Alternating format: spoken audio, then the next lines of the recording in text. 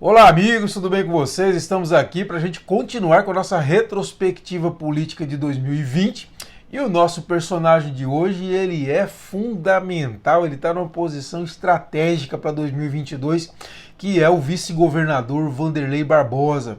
O Wanderley Barbosa ele começa a sua vida política como vereador em Palmas, foi presidente da Câmara numa eleição que pré-anunciou o rompimento da União do Tocantins, do siqueirismo, no início dos anos 2000, quando ele chegou à presidência da Câmara. Foi um confronto entre o T e a oposição e ele ganhou essa eleição aqui na presidência da Câmara, uma eleição histórica que depois viria aí se tornar, aumentar essa força, essa possibilidade de rompimento com a vitória do Raul como prefeito em 2004, de quem o Wanderley sempre foi aliado, principalmente nesse período, né? Depois o Wanderley chegou a deputado estadual, ele aí se aliou ao siqueirismo, voltou às pazes aí, tem uma boa relação no governo Siqueira Campos, nesse último governo Siqueira Campos.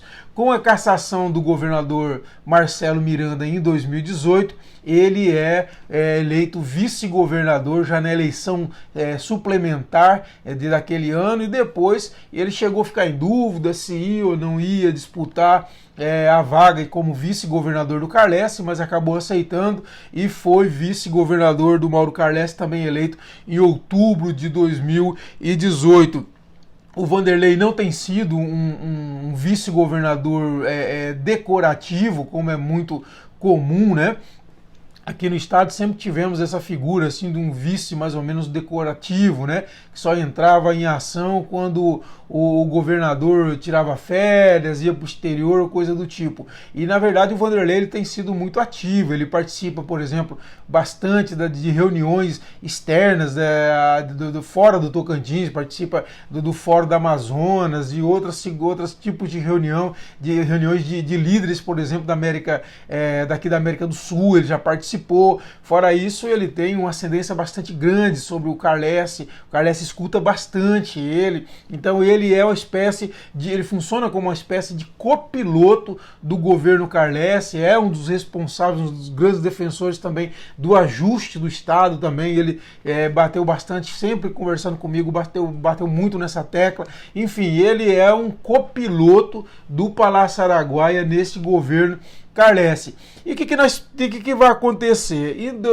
Lembrando também uma coisa importante, o Wanderley também tem ampliado aí seus tentáculos na política através, por exemplo, do filho, né, que foi eleito deputado, primeiro vereador em 2016, e já em 2018 o Léo Barbosa se tornou o deputado estadual mais votado do estado. E o irmão do Wanderley, o Marilon, é o atual presidente da Câmara, foi o vereador mais votado nas eleições agora de novembro, né, dessa nova legislatura que vai começar. Então, assim, ele tem realmente mostrado força política, sobretudo aqui na capital, mas com muita influência também nas cidades, em várias cidades do interior, sobretudo aqui nessas proximidades, a atuação do Wanderley é muito forte, né? E agora, em 2022, qual que vai ser? Por que o Wanderley é a figura estratégica de 2022? Por um motivo simples, o governador Mauro Carlesse, para ele ser candidato a senador, porque ele não pode ir para a reeleição, lembrando, né, que a eleição suplementar contou um mandato e a eleição ordinária de 2018 o segundo mandato, então o Carlesse não tem direito à reeleição, então o Carlesse tem que renunciar ao mandato em abril de 2022 se ele quiser realmente disputar o Senado. E aí, se ele renunciando, obviamente, o poder cai na mão do Wanderley Barbosa. Wanderley Barbosa vai virar governador nesse período e, logicamente, com o domínio da máquina, com a máquina na mão, é claro que é natural que ele queira disputar o governo do estado.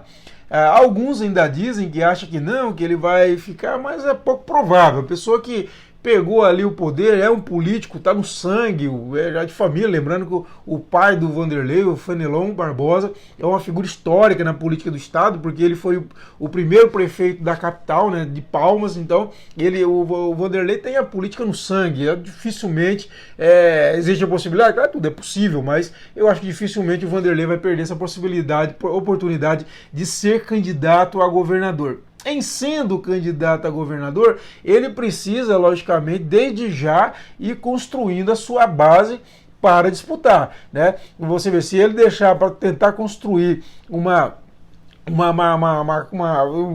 começar a trabalhar a sua estrutura de campanha, de pré-candidatura, vamos dizer, somente a partir da posse, ele não vai ter tempo, porque se ele vai tomar posse em abril, ele vai ter abril, maio, junho, né? Julho já são as convenções. Então, ou seja, as informações que chegam, o Vanderlei já deu até nota, fala, não estou conversando sobre 2022, mas vários prefeitos, vários líderes têm dito que têm conversado sim com o Vanderlei sobre 2022 e é muito natural e é necessário. Se ele, logicamente, projeta que quer ser candidato a governador, ele não pode deixar para falar de eleição de 2022 em 2022. Ele tem que começar já a montar uma estrutura desde já. Então, assim, tá já conversando, acredito que agora deve conversar muito mais ainda, porque, olha, para as pessoas, a eleição de 2022 só começa provavelmente em agosto de 2022, mas para político, jornalista e advogado, a eleição e para a justiça eleitoral, a eleição de 22 já começou, já está acontecendo. Então, assim, ele não vai deixar para conversar a partir de abril de 2022. Com certeza o Vanderlei deve intensificar essa conversa, recebendo prefeitos, líderes de todo o estado para consolidar uma candidatura.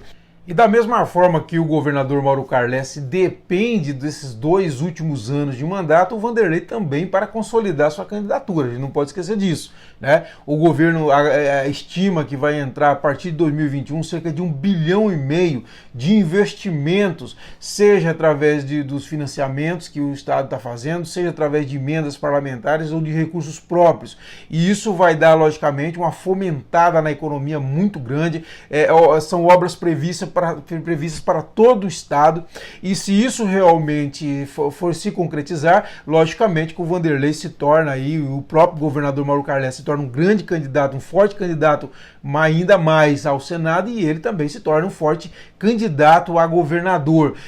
Muitos dizem que, inclusive, o Carlessi não vai ter tempo suficiente para licitar e executar todas as obras que estão previstas, e grande parte delas pode ficar justamente para a gestão do Vanderlei, o que para o Vanderlei seria muito bom realmente se isso ocorresse. Agora, uma coisa é importante ter em mente, que uma candidatura forte dele, logicamente, depois do ajuste, os 2 primeiros anos de ajuste, de arrumar as contas do Estado, é fundamental agora esse incremento de recursos no Tocantins para estimular a economia, movimentar os municípios e realizar as obras que os tocantinenses aguardam, que esses empréstimos já prevêem. Então, tanto empréstimo quanto, como eu disse, recursos próprios, como emendas, estão previstos, então, essas obras que grande parte dos tocantinenses anseia por elas.